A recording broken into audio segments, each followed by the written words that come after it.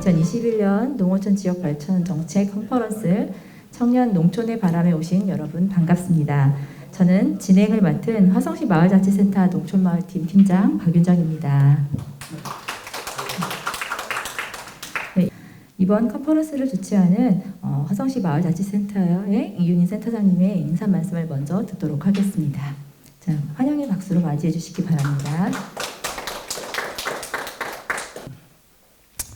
농촌에 좀 좋은 사례로서 아이디어로서 좀 반영이 됐으면 좋겠다는 그런 생각을 하게 됐습니다. 멀리서 이렇게 화성의 농촌 정책을 위해서 함께 해주신 전문가 선생님들께 다시 한번 감사드립니다. 감사합니다.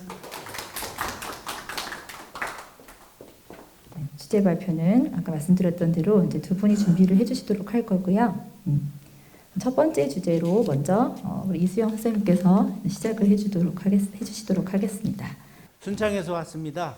이게 시간 딱 20분이라 사설 다 빼고 하고 싶은 말씀만 우선 드려야 될 것 같습니다.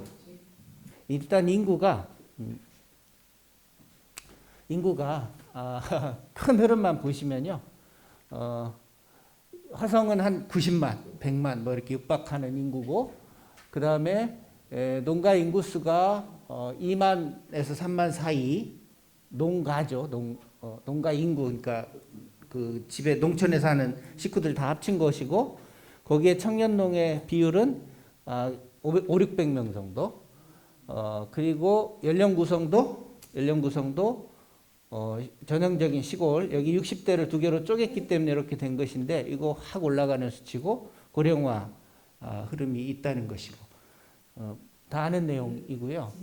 화성시가 도농복합형으로 청년들이 농촌을 생각하는 사례가 거의 없거든요. 자기가 농업이나 어떤 가치 있는 삶을, 생태 환경을 생각하는 삶을 생각하려고 하면 저기 심리적인 거리가 먼 곳으로 가요. 도시 근교를 확 떠나서. 그래서 전라도권, 충청도권 그 아래로 내려오게 되죠. 그 위로 올라가거나. 화성을 아마 자기 기반도 없기 때문에 화성을 생각하는 이 청년들은 없을 거라고 보여집니다. 청년 귀농자들은요, 경험도 없고요, 연고도 없고, 백이 없어요. 그리고 자본도 없어요. 이런 데서 화성으로 와서 화성에 와서 농사 지어라. 뭐 어쩌라는 얘기예요. 돈도 없는데, 땅도 못 구하는데, 경험도 없는데 농사 지어라. 청년 농사꾼을 만들겠다는 정책은 터무니없는 얘기죠. 들어가 보면. 그러면 이 친구들에게 뭘 원할 것이냐? 어떤 청년들을 우리가 생각해야 되느냐를, 화성과 어떤 청년이 딱 궁합이 맞을 건지를 찾아야 하잖아요. 일단 마을센터가 있잖아요. 주민복지 차원에서 복지와 여러 가지 프로그램, 개발 프로그램 진행하는 데 필요하고, 행정. 요 귀농센터가, 여기가 마을센터 안에 귀농팀이 있으시더라고요. 그것이 센터로 독립하기 어렵다면 저는 여기가 인력이 보강되기를 바라는 거예요. 청년 활동가를 꼭 세워주시고 이분이 마음껏 일할 수 있도록 사람을 붙여주시는데 외부에서 영입할 수 있다고 생각합니다. 이 팀장님은 제가 잘 모르니까 팀장님이 그쪽에 애정이 있으시고 전업으로 하실 수 있으면 팀장님 세우시는 게 내부 사정을 아니까 가장 좋겠다고 생각 들고요. 한 큐에 다 얻을 수 없다. 그리고 그래서 다양한 시도를 해보게 해라. 그리고 한 해 해보고 성패를 결정하려고 하지 마라. 꾸준하게 해보되 성장하기만 하면 된다. 절대 안 해본 일을 하는 거기 때문에 최소 5년만, 3년에서 5년만 기반만 잡으면 그 다음에는 저절로 굴러간다. 행정이 흔들지 않고 민간이 힘들어서 포기하지 않으면 이건 가능하다. 근데 이 행정에서 꼭 협조가 해줘야 됩니다. 행정이 협조가 안 되면 개인 수준의 자기만족 수준일 수밖에 없고요. 화성 전체가 영향을 미치게 하려면 행정이 꼭 구조를 만들어야 된다. 그 구조 만드는 거 뭐 잘 아실 거니까 그 정도 마무리할게요. 죄송합니다. 10분이나 늦었네요. 네, 이어서 두 번째 주제 발표 시작하도록 하겠습니다. 안녕하세요. 화성시 농촌에서 청년으로 살아간다는 거 꿈과 현실을 발표하게 된 화성시 청년농업인 협의회 청년농업인 농업회사법인 주식회사 밸류그린 대표이사를 맡고 있는 유혜림입니다. 만나 뵙게 돼서 반갑습니다. 그래서 학교를 근처에 있는 학교를 찾았죠. 근처에 나는 그래도 인서울은 아니지만 뭐 농업 있는 데가 별로 없잖아요. 딱 했더니 한국농수산대학교라고 나와 있는 거예요. 우리 집 나 수원인데 거리도 30분이에요. 이 근처였어요. 옛날에는. 그래서 나 거기 가야 되겠다. 그리고 국비 지원도 돼가지고 학비 식비 다 대준다고 그러네요. 그러면은 나 거기 가야지. 아빠가 반대했어요. 농업 너 하기 싫다고 했는데 왜 농업을 하려고 하니 힘든데. 내 생각이 바뀌었어요. 나 아빠가 원하는 그런 나 힘든 농업 안 하고 난 달라질 거야. 이렇게 하고 농업을 시작하게 되었죠. 그리고 내가 우리 집에 꽃을 가까이 가져올 수 있게끔 하는 게 저의 목표가 된 거예요. 나 농업도 농업이지만 내가 이 사람들의 이걸 바꿔야지 내가 꾸준히 살아남을 수가 있는 거잖아요. 그래서 저의 밸류그린의 그 슬로건도 꽃을 통해서 당신의 행복을 추구합니다 라는 사명감으로 농업을 시작하였습니다. 청년들이 오거나 젊은 분들이 왔을 때는 예뻐야 돼요. 무조건 예뻐야 돼요. 예뻐야지 오지. 농촌에 막 흙 묻고 막 그러면은 싫어한단 말이에요. 그래가지고 최대한 깨끗한 농장을 만들려고 노력하고 있습니다. 그리고 저는 계절별 꽃을 갖고 가지고 봄에 나오는 꽃, 여름에 나오는 꽃, 가을에 나오는 꽃, 그리고 겨울에는 하우스에서 재배를 해가지고 그렇게 체험을 하고 있고요. 두 번째, 지하수 정수했어요. 저는 물이 그냥 논이었잖아요. 콸콸콸콸 쏟아지는 줄 알았어요. 저만의 착각이었던 거예요. 그리고 이 막 필터도 하나에 막 100만 원씩 하고요. 그래서 고정비가 지출하게 됐잖아요. 그래서 이 어려움, 물의 소중함을 느끼게 됐고요.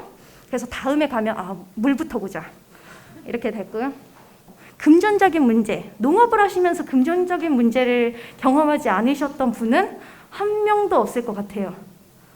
시설비부터 생각하시고 뭐 농지 샀어요. 거기 위에다 저는 시설 재배를 해야 되는데 그 하우스 비용도 만만치 않은 거예요. 그리고 꿈에 눈이 멀면은 현실은 그렇게 막 힘들지 않더라고요. 제가 열심히 해야 되겠다 그런 생각만 하고요. 여기까지 저의 이야기를 들어주셔서 감사합니다. 네, 이상으로 주제 발표를 마치도록 하겠습니다. 지금부터 그러면 2부 순서인 청년 농촌의 바람 주제 토론을 시작하겠습니다. 물론 개인적인 어떤 경험도 이제 많이 중요하겠지만 어떤 정책적인 측면에서 아이디어를 제공하는 차원에서 이렇게 토론에 임해줬으면 좋겠다는 그런 말씀을 드리겠습니다. 아마 그런 차원에서 센터에서 그 크게 5가지 분야, 인프라 분야, 가버넌스 분야, 정책 분야, 활동과 경험, 또 청년 교육 이렇게 해가지고 주제를 한 5개 정도로 나눴고 각각의 좀 대표적인 사례를 갖다가 들을 수 있도록 준비를 한 것 같습니다. 그 젊은 협업농장의 정영환 선생님께서 좀 토론해 주시겠습니다. 예, 안녕하세요. 저는 홍성에서 협동조합 젊은 협업농장을 지금 운영을 하고 있고요. 지금 농사를 지은 지는 10년 됐습니다. 사업이나 이런 쪽으로는 솔직히 저희가 잘 모르고, 근데 마을에서 지금 청년들과 함께 같이 이제 농사를 짓고 마을일을 같이 하고, 그리고 이 친구들이 지역에 남게끔 그렇게 지금 인큐베이팅 농장을 하고 있는데요. 농사를 짓는 사람들 100명, 20명 뭐 이렇게 와가지고 이 중에 성공률을 따지는 게 아니라 언제 10년, 20년 지나더라도 농업에 대해서 관심이 있거나 농촌에서 무언가 하겠다는 친구가 있다면 이 친구들은 이렇게 갈 수 있는 방향을 만들어주자. 그래서 그 방향성이 각 지역마다 좀 특성화가 만들어질 수 있게끔, 예를 들어서 올해 작년부터 한 달 살이가 많이 했었잖아요. 각 지자체마다 다 한 달 살이 하고 있어요. 예, 이거는 이런 식으로 가면 안 된다라고 생각이 되고, 청년 농업인들에 대해서 이제 농업을 지원해주기 전 단계가 필요해요. 저희는 이제 민간 개인 입장에서 조합 입장에서 하는 거죠. 인큐베이팅. 이 마을과 맞는지 농업과 맞는지 1년 정도의 요기에서 한번 해보고 나가게끔 해줘야 하는데 농촌에서 어쨌든 농업이 아닌 다른 일들 다 해야 돼요. 유통, 가공, 디자인 뭐 이런 일들 물론 다 연결됩니다.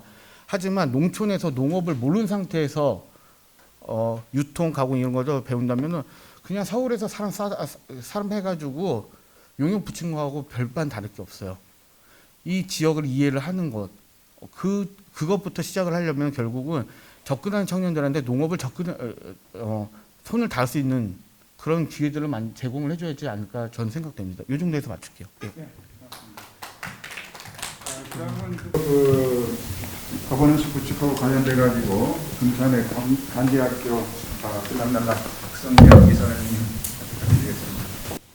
네, 안녕하세요. 금산에서 왔습니다.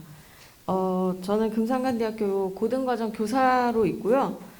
인턴십 코디네이터를 맡고 있습니다. 그래서 제 역할 자체가 대한학교 또 그러니까 학교랑 교육기관을 지역사회랑 연결시키는 역할을 맡고 있어요. 그러다 보니까 졸업생들의 어떤 삶에 대한 고민이 있었고 그 결과로 어쨌든 5년 만에 만들어진 협동조합이 청년문화예술협동조합 들락날락입니다. 그런 부분에서 행정과의 소통 이런 것들이 청년들의 입장에서는 쉽진 않다. 그래서 화성시도 이런 자치센터에서 그런 역할을 해주실지는 모르겠지만 행정과 민간과 청년들을 연결하는 그런 소통 구조를 조금 거부감이나 어려움 없이 잘 만드시는 게 중요한데요. 그랬을 때 청년들이 성인이 나이가 됐고 그래서 행정적인 언어를 써서 뭔가 이렇게 잘 설명을 하고 소통이 될 거라고 생각하시지만 그렇지가 않아요. 그런 경험이 별로 없기 때문에 이런 청년들의 욕구와 행정의 정책적인 이해를 위해서 번역기가 필요합니다. 이건 기계적인 접근이지만 번역가가 필요해요. 그래서 아까 발표에도 나왔지만 청년들의 입장에서 이것을 설명해주고 또 행정의 언어로 다시 청년들에게 쉽게 이해를 할 수 있도록 설명해주는 완주의 표현을 빌리자면 비빌 언덕 같은 그런 존재가 필요하고 그래서 청년 그리고 청년 멘토, 행정, 뭐 민간 이렇게 해서 좀 같이 움직일 필요가 있다고 생각합니다. 그래서 일반적인 청년들, 일반적인 교육을 받고 자라난 청년들의 어떤 시야를 좀 확대하는 데에도 자극이 되지 않을까 싶어서 지역을 넘나드는 청년들의 활동도 수도권에 좀 바라는 부분이다. 지역 입장에서 보면 네, 그런 제안까지 드리면서 마무리하도록 하겠습니다. 감사합니다. 그다음에는 그 활동가 두 분, 그 조아련 선생님하고 안혜석 대표이사님하고 경험하겠습니다. 네, 안녕하세요.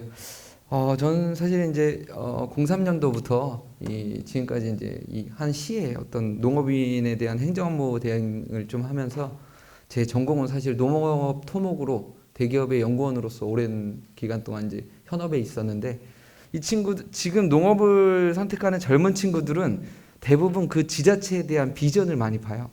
사실 그 지자체에서 1,000만 원 더 주고 그 정책도 좋긴 하지만은 청년들에 대한 정책이 많고 지원사를 받아서 그 지역에 가면 50% 시설비를 준대. 그거 보고 안 가거든요, 사실. 그거 보고 갔을 때는 일시적인 거고 거기서 본인이 그 지역에서의 어떤 그런 이제 자체적으로 농업을 해야 되는 건데 이 청년들한테 비전을 제시하는 게 굉장히 많더라고요. 구례군도 마찬가지고 거기서도 이 군수님이랑 이 청년들이 왔을 때 청년들과의 어떤 마을을 이끌어가기 위한 비전을 지자체 내에서 먼저 제안을 하더라고요. 청년들한테 전체적인 이런 교육이나 이 지자체에 대한 비전 이런 것들을 해주시면 제가 봤을 때는 이 청년들이 땅값이 비싸서 아니면 뭐 그런 도농복합지어서 이것보다도 앞으로 평생 할 업으로 생각해서 들어오는 친구들이 많기 때문에 그런 부분만 잘 공략을 하시면은 정말 이제 많은 청년들이 주체가 될 거라고 좀 생각을 합니다. 네.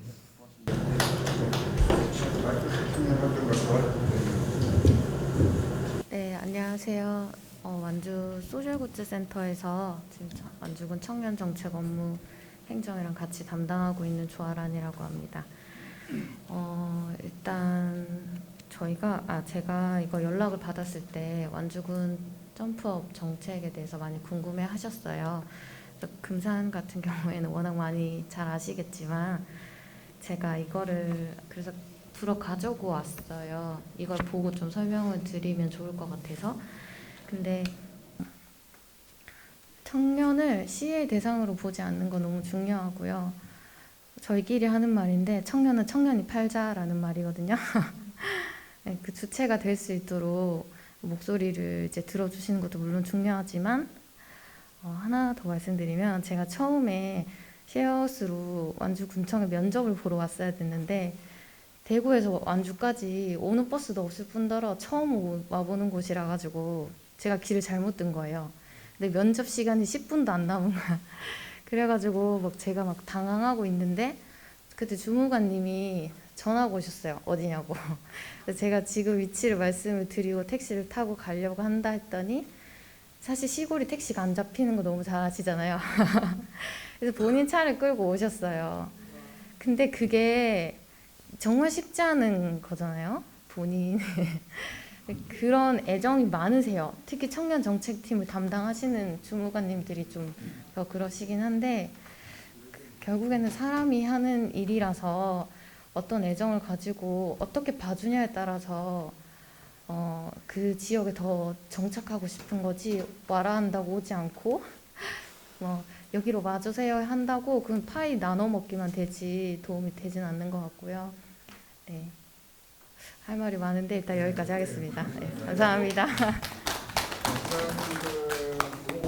그 청년 교육과 관련돼 가지고 청년 우리 주식회사 강의를 때문에 저는 계산 제가 이제 한 5년간 있었던 계산군에서 했던 청년 대상으로 하는 장기 귀농교육 과정 사례하고 지금 현재 제천에서 이제 하고 있는 청년 농촌 정착 플랫폼이라고 하는 부분을 좀 사례적인 부분으로 말씀드릴 수 있을 것 같은데요.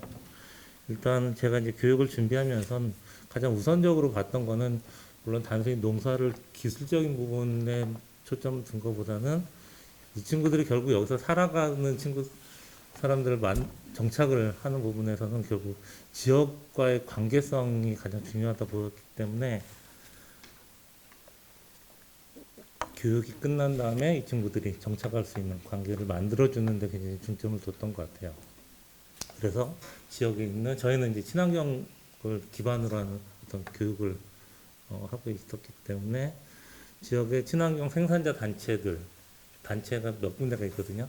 그것들과의 계속해서 접점을 만들어주고 이 친구들이 교육 수료 후에는 지역에 남겠다 하면은 그쪽에 들어갈 수 있게 계속 연결을 했었던 부분이어서 어쨌건 주거라든 이런 것들을 지원을 통해서 그 친구들이 좀 생활이 좀 안정적인 부분들이 있고 저희가 뭐 큰 돈은 아니지만 뭐 매월 일정하게 이제 급여 직원으로 저희가 같이 일을 하면서 지원하는 그런 부분들이 좀 어쨌건 좀 준비하는 데 있어서 큰 바탕이 되지 않을까 하는 부분이 있습니다. 또 그 정도로 말씀드립니다. 마지막으로 그 화성시 청년을 위한 네, 안녕하십니까. 저는 이제 화성시 농업정책과 농정팀장 김정우입니다. 사실 이제 이런 자리 와서 여러 지역에 대한 뭐 이렇게 좋으신 장단점들을 다 들어보니까 정책에 어떤 것들을 좀 심도 있게 더 반영을 해야 되는지 좀 얘기가 되는 것 같아서 상당히 감사하다는 말씀 먼저 드리고요. 그런데 그런 부분에서 저희가 이제 그러면 그냥 무작정 이렇게 젊은 사람들이 오게만 할 게 아니라 좀 더 그러니까 관심을 저희 이제 타겟을 조금 바꿨습니다. 그냥 이 막연한 젊은 청년농을 육성할 게 아니라 좀 더 아까 그렇게 농업에 미치지 않으면 농업을 할 수가 없다고 하셨잖아요. 그만큼 좀 열정 있는 사람의 그런 뭐 어떤 그룹을 좀 이렇게 만나보는 게 좋을 것 같다고 생각을 해서 내년도에는 저희가 이제 그 농업계열 학교라던가 이제 고령층의 자녀들의 이제 농촌을 하고 있으신 분들의 자녀들을 대상으로 좀 타겟을 좀 정해가지고 저희가 사업 설명회라던가 또 거기에 대한 인센티브가 뭐가 있는지 그리고 또 현장에 왔을 때 아까 그 수입이 단순하게 농촌에서는 수입 구조가 낮는다는 그런 편견들, 그런 것들을 좀 해결해 주기 위해서 이제 잘 돼 있는 아까 모델 같은 데를 체험 기회를 좀 주려고 그래요. 견학 기회도 마련을 해 드릴 거고요. 그래서 농촌 지역에는 항상 고령입니다. 인구가 뭐 적고 또 고령화됐기 때문에 농업이 이제 디지털화가 되지 않으면, 스마트팜화 되지 않으면 사실 인력의 한계가 있다고 보고, 아까 말씀하신 안혜정 대표님께서 스마트팜 위주 ICT 융복합 사업 하셨는데, 그런 부분들도 병행해가지고 저희가 지원을 하고, 또 그런 부분들을 육성이 되려면 젊은 청년농이 아니면 사실 기존 세대들이 그런 융복합 사업을 하기는 사실상 또 어려운 구조이다 보니까 그런 부분까지 섬세하게 좀 다뤄서 최대한 정책에 좀 녹여내서 저희가 청년들을 육성하도록 하겠습니다. 네, 감사합니다. 다 있는데 어쨌든 그런 어떤 도농복합 도시의 그 특성 중에서 진짜로 농촌 농업 공간이라고 하는 특정 면, 그 부분을 위해 가지고 귀농 청년들 갖다가 끌어오르는 것을 사업 목적으로 해야 될 것인지, 이런 부분에 대해서는 좀 심각한 고민이 있어야 되지 않겠나 하는 그런 생각이 듭니다. 혹시 요약된 것이 조금 너무 압축했다 그러면 좀 죄송스럽고요. 지금 잠깐만 여기 몇 분 앞에 계시는데 좀 소개해 주시면서 하고 싶은 말 있으면 잠깐 하시죠. 안혜성 대표님께 좀 질문 드릴게요. 제가 생각했던 거하고 좀 너무 많이 달라서 제가 놓치고 있었던 부분 같아요. 근데 구례군이나 광화군 같은 데는 지자체 차원에서 청년들에게 비전을 제시하셨다고 하셨는데, 제가 알기로는 시설비 지원 뭐 이런 것들을 원하는 걸로 알고 있었거든요. 청년들은 주로. 근데 그게 아니고 아까 시설비 지원보다도 수익만을 생각하지 않는다고 하셨잖아요. 그래서 어떤 비전을 제시하셨길래 그쪽으로 가고 귀농하고 싶은지. 그리고 또 지금 있는 친구들한테 왜 이 지역을 가고 이 지역을 가고 물어보면 그런 지역의 적극성이나 이런 지역에서의 이제 한 번 더 알아봐 주는 거죠. 그러면 내가 당신이 우리 시군에 관심이 있으면 우리 어떤 사업이 있는데 와라, 일단 와가지고 한번 뭐 같이 한번 해보자, 이런 시군들을 예로 제가 그 구례군이나 그 친구들이 저희 직원들이에요. 저희 직원들이 있던 친구들이 6개월 있다가 졸업하면 이제 영농 창업을 하는 친구들이거든요. 그런 친구들을 보면 지금 뭐 정말 많은 전국적으로 다 이렇게 포진이 돼 있어요. 그런 걸 봐서 이제 한 예로 좀 말씀을 드렸던 거고요. 네. 그리고 네. 스마트팜 농업이면 그거에만 집중하는 걸로, 어설프게 이것저것 하다가 흉내내는 모양만 취할 것 같다. 스마트팜 농업이면 그걸로만 딱 하시면 좋겠다는 생각이 들고, 다만 이게 농업이 우리나라의 공익적인 기록이 분명히 있고 우리 먹을거리에 대한 기본 생존권 문제가 있기 때문에 이런 것들을 염려하고 미래 전략을 고민하는 공무원들이라면 이 지역에서 청년들이 농촌을 찾는 정신, 이유, 그리고 저것이 시행되는 어떤 배경, 정신, 그런 것들을 꼭 짚어내실 수 있어야 된다라고 좀 권해드리고 싶습니다. 농촌 공간이라는 그런 측면에서 초점을 두어가지고 어떻게 청년들에게 창업할 수 있는 대안을 만들어 줄 건가 하는 이런 시야를 넓혀주는 거, 이런 부분도 좀 필요하지 않겠나 하는 생각이 들었습니다, 개인적으로. 어쨌든 저 사회자가 말이 많으면 안 되는데 시간은 한 5, 6분 지났습니다만은 어쨌든 여러 분야에서 활동하시는 분들이 여러 가지 경험을 또 핵심적인 내용을 갖다가 좀 화성시의 발전을 위해서 제언을 해주신 것 같습니다. 어쨌든 아무튼 이 자리가 그냥 단순한 한풀이로 끝나는 것이 아니라 진짜 실질적으로 혜택을 줄 수 있는 그런 정책으로 연결되기를 바라겠습니다. 장시간 협조해 주셔서 고맙습니다. 네, 수고들 하셨습니다.